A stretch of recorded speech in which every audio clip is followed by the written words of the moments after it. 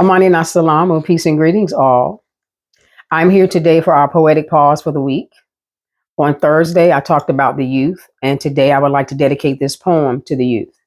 This is a piece that I did with three other poets 20 years ago, and their names are Aissatou, Sunjata, a dear sister of mine. If you are familiar with any of the radio stations in Fayetteville, North Carolina, Foxy 99, The Big Stick, she was a former radio personality, Val Jones. She has her old school cafe now on YouTube and on her Facebook page, Val Jones, Val Imani Jones, or Val Wild Child Jones. And the other poet was my brother Khalil. And we all contributed a different piece to this poem, and it's called Poet's Collage from Poets on the Move. And as I get to each section that each poet wrote, I will introduce it by their name, okay? This is dedicated to our youth. It's called Poetic Collage.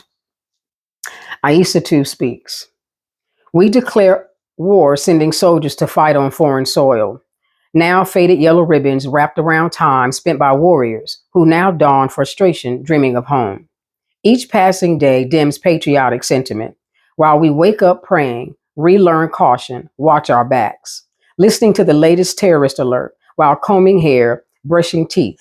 Our youth escape into videos promising nothing more than reckless sex and 22-inch rims, and view life dreaming of being scantily clad poolside in spacious mansions they'll never really own.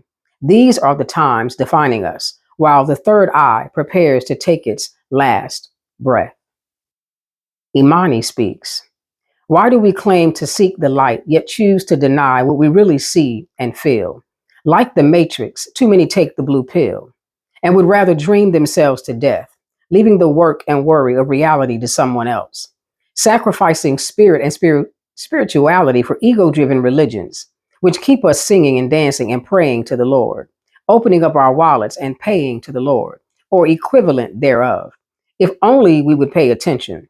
Someone tried to mention that to us a long time ago, but we really didn't hear him either. So on we go for another 40 years of more in circles, because not only he, but she has also determined we are not ready, except for a very few strong and steady. Harmony and truth have been offended. A fence cannot be mended with a song and a dance. Could be your last chance, as the third eye takes one last glance. Brother Khalil, because people are dancing to the beat with two left feet, so they can't keep step. The destitute is not kept as their voice become mute. More of society is decaying like a tooth. So-called stars uproot the innocence of the youth. The economy is giving citizens the boot. Parents get pushed by the bush to work overtime so children cut loose. Teenage pregnancy rise. Politicians continue to tell lies, so more of the innocent die, just as material kills the third eye. Sister Kamaru speaks. We teach the youth to stop, drop, and roll when the fire ignites. Do we encourage them to stop, drop, and roll the condom on the passion when the heat ignites in the middle of the night? Making babies he can't afford to raise. System taking loot before the brother even gets paid. She thinks it's fashionable to be queen hoe for the day, trying to scratch that itch. He has embraced thug nigga pimping as if it's the most elite clique. Stomachs out, breasts wiggling, booties pumping and wetting lips, while my young sisters, their sacred temples, they be hustling. Who will tell her that her intellect will form a much greater connect? Who will inform our young brothers that every single myth about our kings isn't a lie? What have we done to our young ones? The youth, they are our future. But what have we given them to start with? One has to have a seed to plant a flower, have the proper ingredients to create a delectable dish, have the exact treble and bass to make the melody fit. One generation against the next. X was the title our children beget. They have to have a foundation that foster homes, social services, and boys and girls homes shouldn't be left to set. It takes a village to raise a child, my ancestors proclaim. Do we even trust the villages some of our youth initiate gangs to claim? Spit the truth to the youth, we scream. Do we think it's all a game? Some diabolical nightmare in the middle of a dream in the deepest corner of the night, third eye shuts tight in hopes that when she reopens, everything will be all right. Thank you so much for sharing this poetic pause for this week.